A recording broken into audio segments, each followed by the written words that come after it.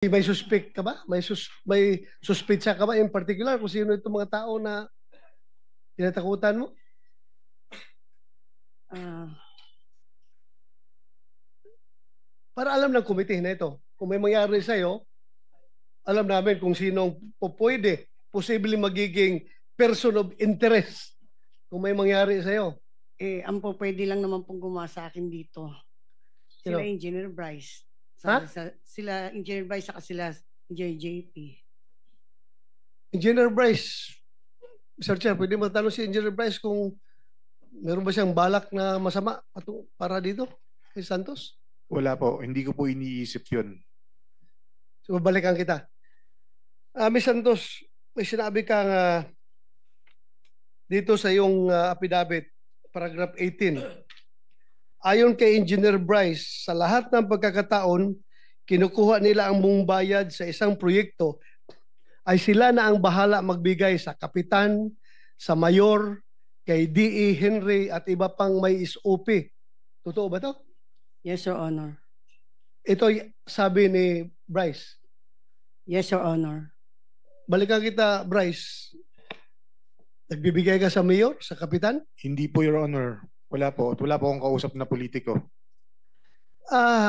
Kasi last hearing, sinabi mo na yung pera na kinuha niya sa land bank, hinahatid niya sa iyo, iniiwan mo lang sa opisina mo at kinukuha na ni D. Alcantara. At hindi mo alam kung magkano yung pera na yun dahil hindi mo tinitingnan, hindi mo binibilang. Am I correct? Tama po, Your Honor. Nakabox po siya at mga nakasil po. Nakapak, nakasil. Opo. Ngayon, may sinabi ka bago kanina na yung hatian ng SOP ay 20%. Pakiulit nga for the record. Ano po yun? Yung sa kita po ng nung in-house construction po. Yun po yung sinasabi ko na 40% po kay DE, 20% po sa akin, 20% po kay Engineer Mendoza at dun sa isa pa po namin kasama. So, kinuha niya yung pera sa total amount ng cost of project na binayaran ng DPWH, kinuha ni Santos. Halimbawa, may isang project na 100 million. Yung 100 million, according to him, binabawasan niya ng 3% royalty para sa kanyang lisensya bago niya ibigay sa'yo. So what is 3% of 100 million? 3 million po. 3 million. So 97, kabuoang 97 million ibibigay niya sa'yo. Yung 97 million na yun ba yun ay, this is an example ha, yung 97 million na binigay niya, yan ba yun yung 20% mapupunta kay, sabi mo, DA? 20%? Pakiulit nga yung distribution. Kung magkano po yung magiging pera na na kinita, for example nga po kung nabigyan po ng 90 million o sabihin na po natin 100 million para madali po. Okay. Yung 40 million po doon na kay D.E. Henry Alcantara, 20 million po sa akin, 20 million din po kay Engineer Mendoza at 20 million din po doon sa isa naming kasama pa. So, total of 100. Yes, Or 100 of the 90, binawasan na yan 3% eh. Binawasan na 3 million. So 97 million, yun ang hatian ninyo. 20%, 40% kay DA? Pakiulit. Opo. Pero ibabawas pa po dito yung mga gastos, yung mga obligasyon po sa proponent. Ayan po, alisin po muna yun. Magkano ang sa proponent? Depende po. Minsan po, meron pong 25%, minsan po 30%. Depende po kung sino po ang kausap ni Boss Henry. So ito mga proponent na ito, kilala mo ito? Meron po akong specific knowledge yun nga po dito kay Senator Joel at saka po kay Senator Estrada. Pero yung sa iba po, naka-blind lang po ko. Paano mo na nagkakaroon ka ng personal knowledge doon sa kanila? Anong... sinasabi po sa akin mismo ni boss. For example nga po, may ibang... Personal knowledge mo galing kay boss mo? Yes po. Sinasabi niya po sa akin. So yan akin. ang personal knowledge mo? Sinasabi niya? Yes po. For example po, sabi po ni boss, yung ibang mga senatorial funds daw po, si Yusek Robert Bernardo po ang kausap doon. Yusek Bernardo? Opo, Your Honor.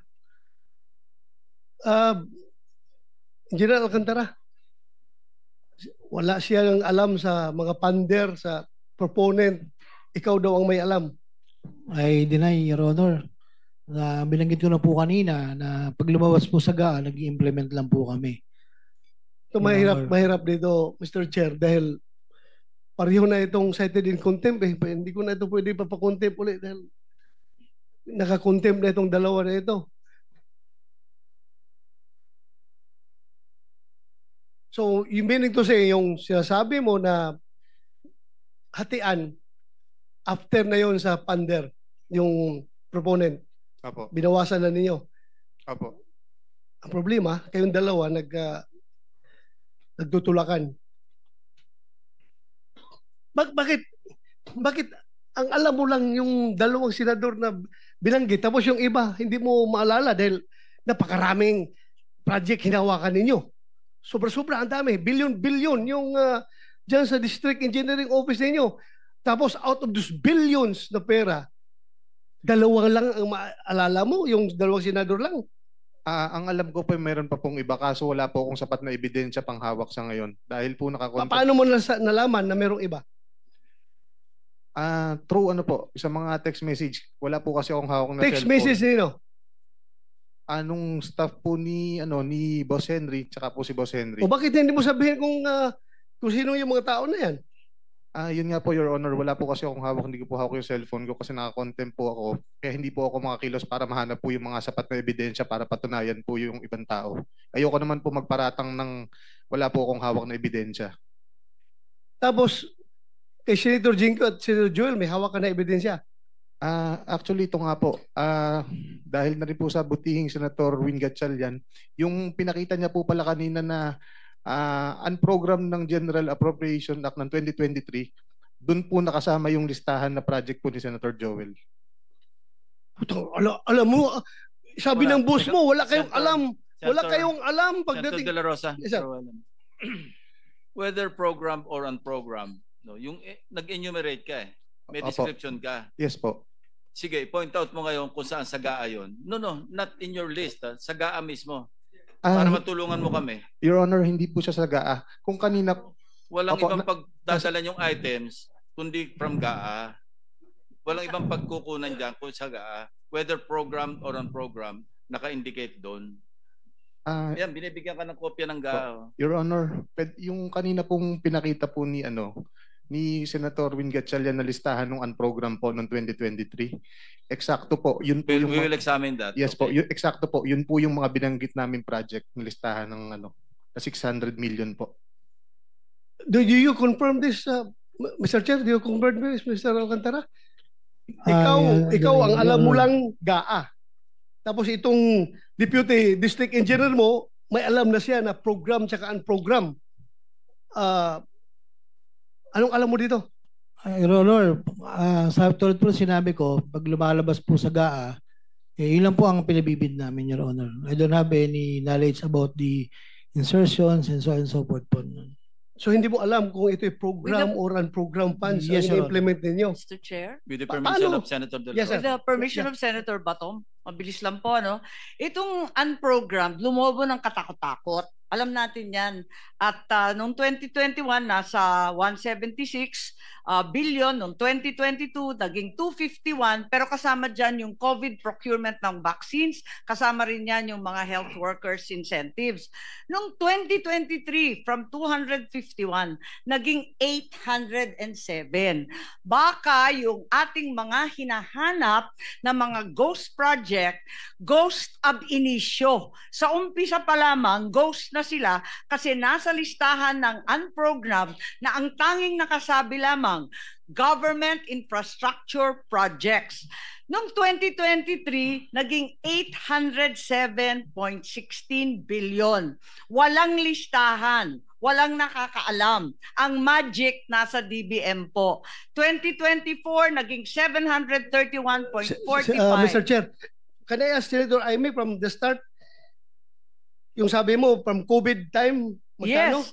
Bago mag-COVID 2021, 176. 176. Oh, tapos nung 2022 nandyan, no? Yung 2022 naging 251. Kasama na dyan yung mga bakuna, yung incentive sa mga health workers. Nung 2023, bakit naging Teka muna, 807? nagsagutan na kayong dalawa. Yun. One follow-up question is allowed. Sorry. Yun lang, idadagdag ko na baka yung mga hinahanap nating ghost project, wala nga sa listahan ng Public Works, ang DBM naman ang dapat managot. Yan nga, Back to Senator De La Rosa, and you have 2 seconds. 2 seconds. Mr. Chair, yun lang sa akin na magkakaroon na naman tayo ng budget deliberation. I hope and pray na mabantayan natin itong unprogram dahil dito pala sa unprogram, dito pala ay ghost project na ito. Sa GAA pa lang, ghost project na. How much more pagdating sa implementation? So, yun lang sa akin, Mr. Chair. Senator Villanueva. Thank you. Recognized. Thank you, Mr. Chair. Before I start, may I also avail of Senator Jinggoy's request kanina to have some ample time, Mr. Chairman. With the permission of the other members, you have 10 minutes. Thank you, Mr. Chairman. Mr. Chairman, I'll go straight to the point. I will no longer deliver an opening remarks. Sabi ho nung Ecclesiastes chapter 3 verse 17, God will judge both righteous and wicked people because there's time for every matter and every deed. I thank our chair and our colleagues for this opportunity na makapagtanong. Una kong tanungin, nandito na po daw si Mr.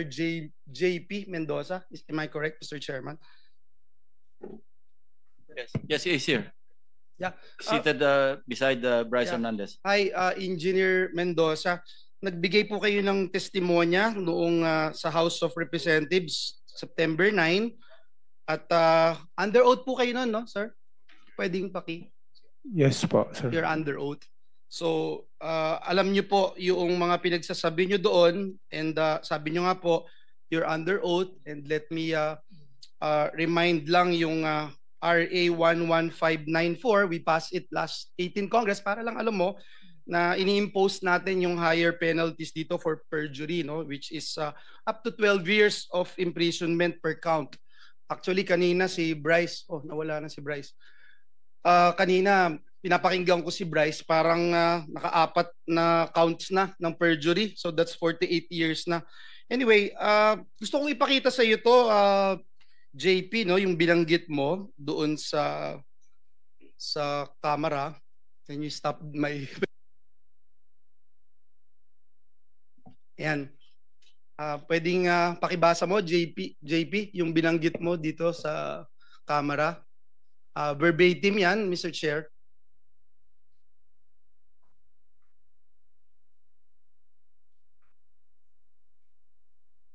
Sir, yung picture po na yan ay noong October 2023. Na kung saan nagre-request po si Senator Joel ng iyong, sensya na po, medyo malabo yung mata ko, ng inyong yung mga binasa po ni Engineer Bryce na base ng flood control kanina na nakasaad doon sa context. 4 lang po yung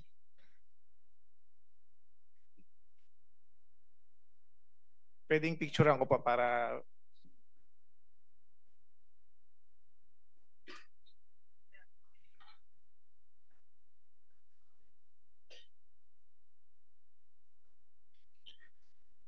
Sir, yung picture po na yan ay noong October 2023 na kung saan nagre-request po si Senator Joel ng yung mga binasa po ni Engineer Bryce ng flood control kanina na nakasaad doon sa context. 4 lang po yung napicturan sa akin ng boss ko. Kumbaga para sa summary po yan na sinasabi ni Senator Joel na mababa yung kanyang pondo, subalit siya ang majority floor leader. Isa siyang majority floor leader. Majority floor leader siya noon that time and member siya ng commission on appointment. Yan yung sinabi mo? Yes po. Mr. Chairman, may I ask Mr. JP Mendoza, kasi binanggit niyo po dyan na si Secretary Bonoan ay kinukumpirma ng Commission on Appointments. Yan po yung binanggit po ninyo, no, sa Commission on Appointments. At ang date po na ito, would you say, tama po, yung sabi nyo, October 2023? Sir, check ko lang po yung eksaktong date dito sa Binasa picture nyo po kanina yung Opo. transcript. October 4, 2023 po, to be exact po. Yes, November 22, 2022 nang ma-confirm si Secretary Bonoan. Sabi nyo din, Mr. Mendoza, are you aware? Kasi sabi nyo din po na miyembro si Senator Villanueva ng Commission on Appointments. Sabi nyo rin, October 2023. Tama po? Sir, Binasa nyo po yung transcript eh. check ko lang. Ito po sa pagkaka-picture ko po, October 4, 2022, 10:31 p.m. po. Hindi kakasabi mo Yes lang po. kanina, yan din ang sinabi mo sa House. Yung 2023 po, 2023 po dumating yung project po. I'm sorry. Magulo yata yun, Mr. Chair. Sabi mo 2023, yung binasa mo kanina at binanggit mo sa House. Sir, upon checking po, kasi ito po yung picture. Para ma-summary ko po, sir, okay lang po ba na ipaliwanag ko po? Ito po Go ahead, kasi... sige, para maliwanag. Apo. Sir, pwede po bang humingi rin ako ng parliamentary immunity? May legislative Ay, immunity. legislative immunity po. Of course, alam mo naman yung conditions, di ba? Apo. Nasabi sa Apo. kanina may legislative immunity pero hindi rin totoo ang sinasabi. Baka pareho rin ang sasabihin mo. Hindi, ito po para ma-explain ko po ng... Any objection? Hearing none, sige, granted. Ito po, sir. Ito pong time na to, nung papicturean po sa akin ni Boss Henry yung cellphone po niya kasi disappearing message po. That time po, ang sabi po ni Boss Henry, nagre-request daw po si Senator Joel ng pondo po.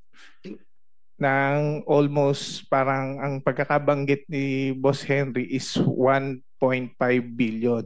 Subalit dun sa parang pumasok sa conversation po na napicturan, isang kayang ialat lang po sa kanya ni Secretary Bonoan is 600 million. Totoo naman I'm po. sorry, Mr. Chairman. There's nothing there. Kahit na Actual, picture lang yung pinicture mo, there's nothing there that states that. Is this a new allegation that you're talking about? Actually, papaliwanag ko lang muna po, sir. Ang kaya lang po ni Secretary Bonoan that time is 600 million na ibigay. Kaya sa conversation po, This was parang- in October 2022. yes po, Okay. nung nagre-request nung October 22. Okay, Mr. Chairman, can I finish on that? Kasi lumalayo na po siya.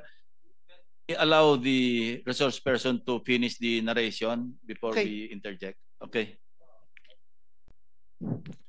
Yung katulad nga po ng sinabi ni D.E. Henry noon, kung nagpa-follow up sa St. Joel, totoo naman po na ang nire-request niya is mga multipurpose building. Pero that time na hindi kayang ibigay yung amount na hinihingi ni Senator Joel, ang kaya lang ni Secretary Manny Bonoan po noong time na yun is 600.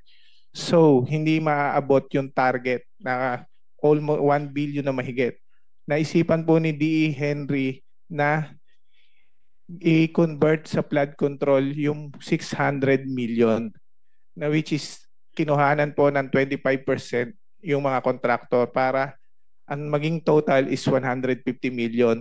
Kung sinasabi po kanina na yung project po lumabas po siya ng 2023, wala po siya sa GAA. Meron po kaming conversation nung Chief of Staff po ni D.E. Henry na isinend po sa akin yung list na ayos na po na eto po, pakita ko po.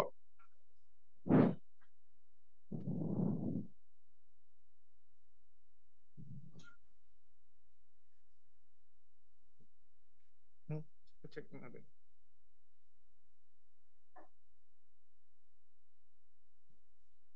yung pa-flash to. Boss, paputol na lang para hindi naman. Tama na lang, sir.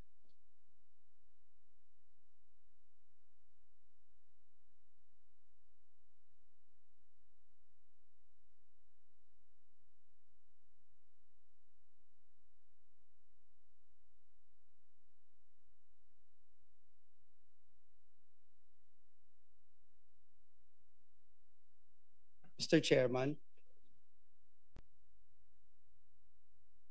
Not germane to my questions kasi, Mr. Yung Chairman. sinasabi mo, excuse me, Senator Joel. Sinasabi mo, meron kang screenshot ng conversation mo with Senator Joel? Pinapicturan po sa akin Sino kausap ni Senator Joel? CDA Henry po. Chairman, hindi po screenshot. Ang screenshot, it has to be your phone. So, Well, screenshot or photo taken from a screenshot, pareho lang Hindi yun. po photo, pinapicturan po niya sa akin yung cellphone screenshot, niya. yung cellphone. Kasi disappearing message po siya. Okay, sige. Nasaan yun?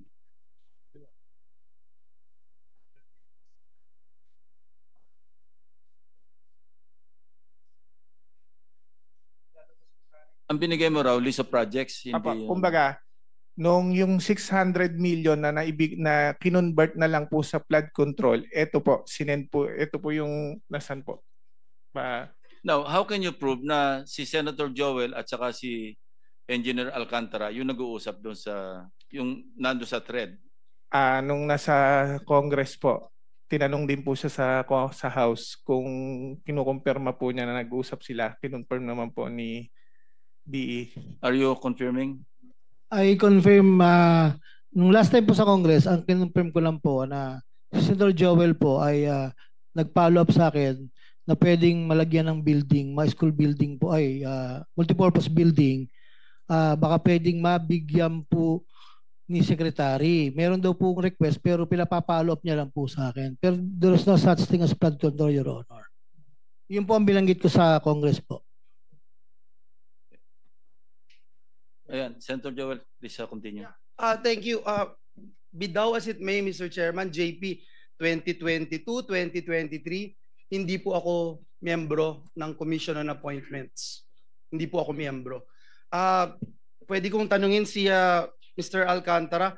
Mr. Alcantara, same question that I asked Secretary Bonoan, Regional Director Tolentino. Was there a time na I asked or I nominated flood control program sa inyo? Wala po, Your Honor. Ever since po. Ever since, wala, Mr. Chairman. Was there a time na naglabi si Senator Villanueva for any contractor na in-endorse, pinakitaan ng pabor, or nilabi sa iyo, Mr. Alcantara? Wala po, Your Honor. Thank you, Mr. Chairman. Balikan kita, JP, no? Hindi ako CA member. Kinonfirm na si Secretary Bonoan dun sa sinabi nyo. Doon sa mga binanggit mo doon sa plenaryo, doon sa Kamara. Gusto ko lang malaman, meron bang nag-utos sa'yo, sabi sa'yo na banggitin ang pangalan ni Senator Villanueva na ang tanging basis mo ay pinicturan mo ang isang telepono na hindi din sa'yo? Wala po, sir.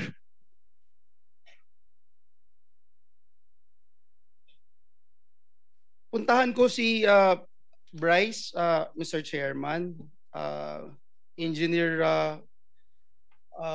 Bryce, nagpunta ka rin sa Kamara de Representantes at doon marami kang sinabi, may mga picture, kagaya nung sinasabi ni JP na pinicturan niya yung isang telepono at di umano ito ay conversation ni Joel Villanueva at isang Henry Alcantara.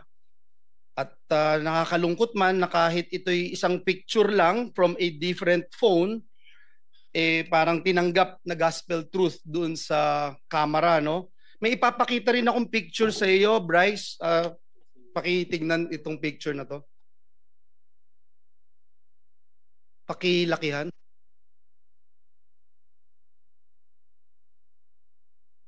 Bryce, naaalala mo ba yung messages na ito?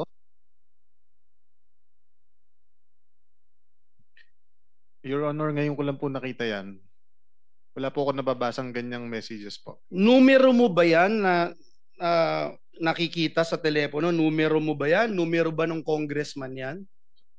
Wala pong nakalagay na numero, Your Honor. So pareho pala dun sa binanggit ni JP, wala ring numero. Naaalala mo yung message na yan? Ako hindi po. Kasi may nakapagsabi sa akin, ikaw daw ito. Paano ko ipagpilitan kung ikaw din yan?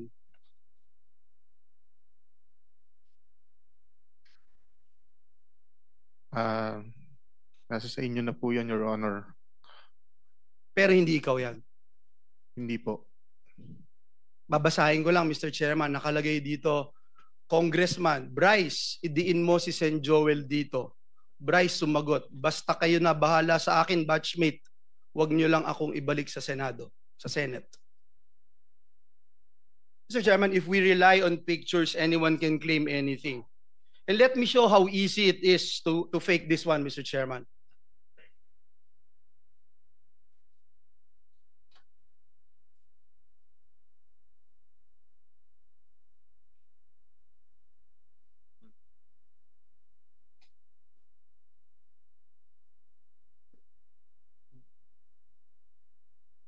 "20 seconds, Mr. Chairman.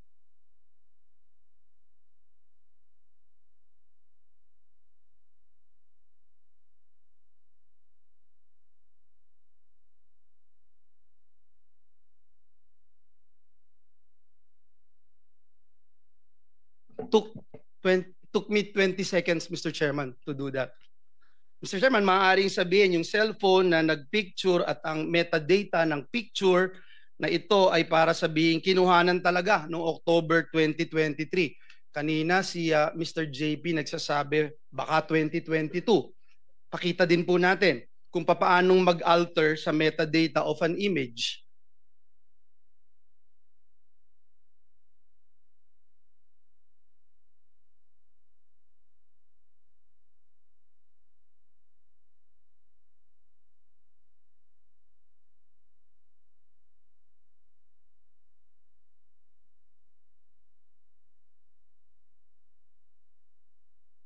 Ganun po kadali, Mr. Chair. Mr. Chairman, bukod po sa napakadaling magdoktor ng picture, inamin niya po mismo doon sa camera, and if we can show the minutes and the transcript of the hearing, inamin po ni Engineer Bryce na wala siyang personal knowledge sa mga mensaheng ito. Can you confirm, Engineer Bryce, itong binanggit nyo na Your Honor regarding sa mga text messages po, wala po.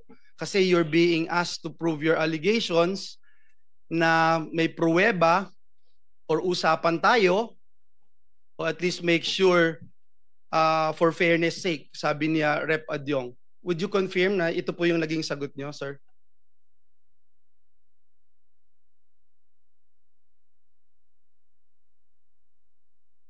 Yes, Your Honor. So ibig sabihin, hearsay, Mr. Chairman, daig pa po nito yung chismis. Nakakalungkot dahil yung chismis trying to destroy me, my name, our family, our loved ones. May mga anak din ako, Engineer Bryce, at higit sa lahat yung simbahan na aking nire-represent na milyong-milyong tao ang nire-respeto yung aking pananampalataya. Mr. Chairman, tandaan din po natin na Bryce and JP, nakita nyo kanina yung pinakita kong video. Hindi ba ganun kadali gumawa? Yes or no lang? Hindi po namin alam na pwede palang gawin yon, Your Honor. Hindi nyo alam. Okay. So ibig sabihin, hindi nyo ginagawa itong pamimeke? Hindi po, Your Honor. Okay. Hindi nyo ginagawa. Mr. Chairman, dun po sa mga isiniwalat niyo, Mr. Chairman, dito sa Senado. Ang dami pong kasinungalingan at pamemeke, no? Pakita lang natin yung history ng pamemeke ng public documents nitong dalawang ito, Mr. Chairman. Nameke din po sila ng driver's license para lamang makapaglaro sa casino, kahit alam nating lahat na krimen ito. Ngayon pa po ba sila matatakot, Mr. Chairman, kung ikalulusot po nila ito? So, ito po ba, hindi nyo rin po aaminin na kayong behind dito sa pamemeke ng lisensya na ito, Bryce and JP? Your Honor, wala po akong nahawakang ganyang klase ng ID po. Ganun din po ako, sir. Kasi katulad nga po nung sinagot ko na LTO, may sinampahan na po kami. Sinagot na po namin yan sa LTO, sir. Sige po. Taong bayan na po ang huhusga kung may kakayahan kayo o wala.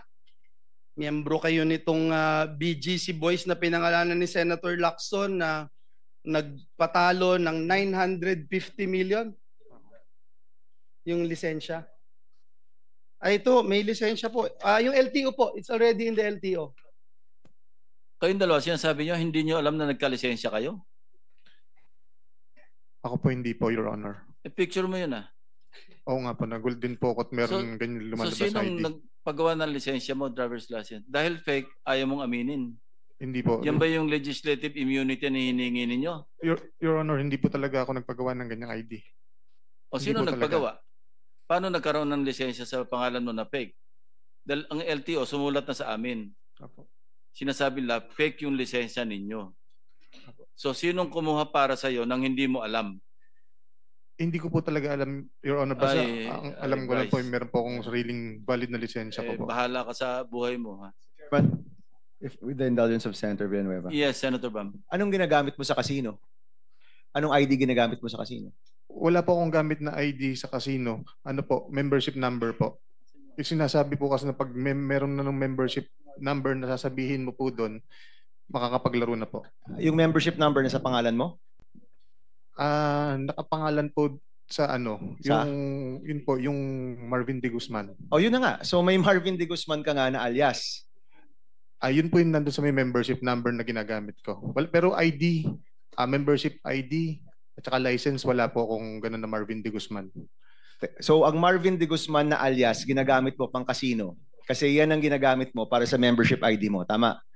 Wala po akong membership ID, Your Honor. Yung membership number, Yes, nakapangalan membership kay number. Marvin De Guzman Sa pagkakaalam ko po. na ginagamit mo. Opo, Your So may Honor. alias ka na Marvin De Guzman. Parang ganun po. Pero tinatanggi mo na nagpagawa ka ng driver's license. Yes po, Your Honor. Okay. For the record, Mr. Chairman, meron siyang alias na Marvin De Guzman. Thank you, Mr. Chairman. Thank you. Your Honor. Your Honor. Teka muna. Ipaki-zoom mo nga yan. Ito, Okada na to sumulat sa amin. Okada letter dated 5 September 2025 to the Blue Ribbon Committee. No?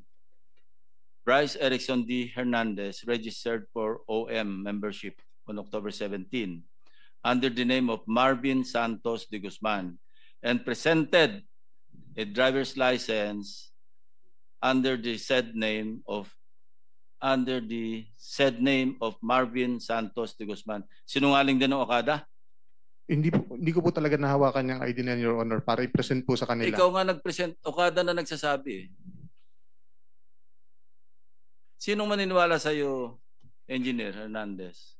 Alam mo, you're being confronted with all these documents, all these proofs, Tapos you keep denying and then you have the goal to ask for a legislative immunity. Magbibigay lang po ako ng example, mabilis lang po.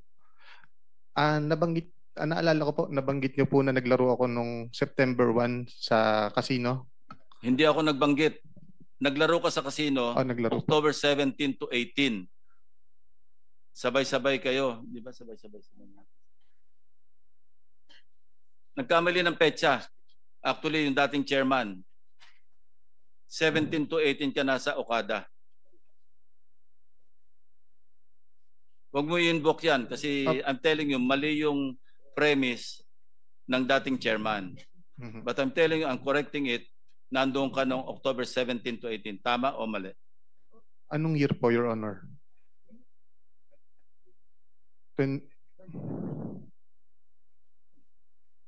2022. May admission ka dyan sa Opo. statement mo. Opo. So you're not denying. Hindi ko po dinedeny yun. Nung napunta po ako ng Okada noon at nakapaglaro po. Nung ng 17 to 18. 2022. Hindi ko October po alam 17 yung to state. Basta 18. 2022 po yun, Anyway, Your Honor. You better compose yourself, ha? Kasi pabali-baligtad ang sinasabi mo. Walang maniniwala sa'yo pagkaganyan yung mga statement. Okada na yung nagsasertify eh. Yes po, totoo naman po na nakapaglaro po ako ng 2022 po. Hindi mo ginamit hindi mo pinresent yung driver's license mo Hindi po, Your Honor. under the name Marvin De Guzman. Hindi po, Your Honor. So sinungaling ang Okada. Chairman, Yes, I mean, Senator Bam. sino yung nag-apply nung membership sa Okada?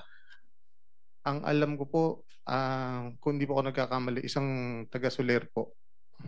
Hindi nag-apply. ikaw yung nag-apply? Hindi po ako. So binigay na lang sa'yo yung membership number mo? Exactly po. Ganun po ang nangyari. Sino Your yung Honor. nag-apply para sa'yo? Baka pwede mong banggitin. Kaibigan po, ano po? Bryce, you can still redeem yourself. Apo. I'm giving you one last Yes, po. chance. I'm m- telling you, I told you this earlier. Remember? Na diin ka dito. Mhm. Remember that? Yes po. Huwag kang lulusot sa amin. Ang dami namin dito na pwede mag-fact check sa'yo. Ha? Opo. Naalala ko na po ang pangalan nung nag-apply nung membership. Mike, ano pilito niya? Archibald po. Ang sinasabi mo, si Mike, a certain Mike Archibald, nag-apply para sa yung membership sa Okada. Yes po, Your Honor. Kasi ang Okada, yung record nila is my driver's license na kasama ng membership mo. Sino nagbigay ng pangalan na De Guzman? Hindi ko po alam. Baka si Mike po. Pero pagpasok mo doon, alam mong De Guzman yung gamit mo. Wala pa po akong aid. Nung pumasok po ako doon, wala po kami membership eh. So si Mike po ang nag-ayos ng membership na yun. Hindi po kami. Okay, Mr. Chairman. Inyo kung pagtsatsagaan nyo pa ito. Ha? Thank you, Mr. Chairman. Ako ho, madami ho sana akong itatanong pa pero I think it's very clear, crystal clear, Mr. Chairman.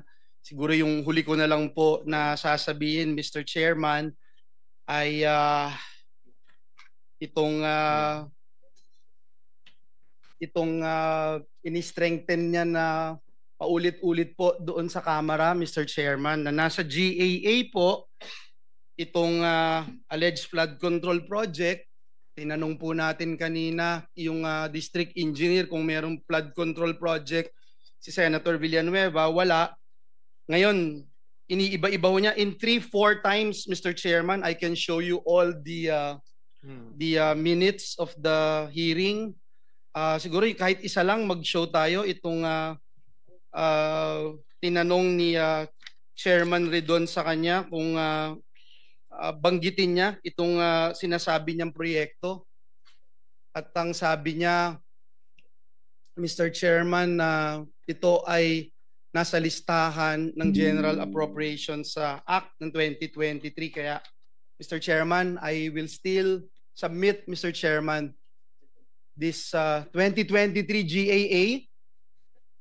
Pwede na rin natin isama yung 2022 at saka 2024 dahil baka nagkamali po sila. Wala po dito lahat ng binanggit. Kahit yung binabanggit ni JP na nasabi nasa unprogrammed, wala po. Yung lahat ng binanggit nyo po doon sa Kamara, wala po lahat. So Mr. Chairman, babanggitin ko lang that a good name is always to be chosen than great riches. At masakit man isipin na dinrag ang malinis na pangalan ng representasyon na ito, lalo na being a member of the Jesus is Lord Church. Gusto ko pong sabihin, there's always time for everything. At salamat sa aking mga kasamahan at this committee for clearing this out. At gaya ng sabi niyo, Mr. Chairman, wag na nating pagtsagaan ang mga sinungaling. Thank you, Mr. Chairman. Dapat siguro palitan niya yung pangalan niya, Blyce na lang, Blyce. Yeah. Your Honor. Mr. Chairman. Yes, the Senate President is recognized. Thank you. Mr. Chairman, just to highlight what you said to our colleagues na wala akong mapipiga dito kay Mr. Hernandez, but for the information of Mr. Hernandez and for the public, I just received moments ago a subpoena ducis tecum for you, for your records and your subpoena testificandum from the independent commission. You are set to testify to them. So I suggest you collect your thoughts, tell the truth, because the independent commission is a different story from in aid of legislation that we are doing here. I already received the notice, and I will write an authority for the Sergeant at Arms to bring you to the independent commission inquiry.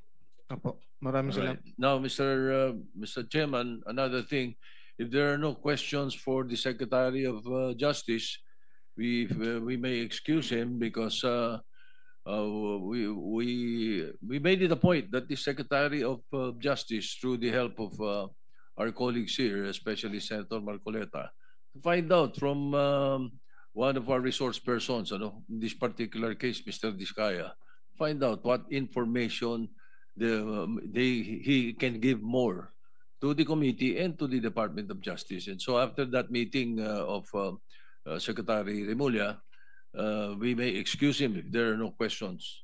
Mr. Chairman.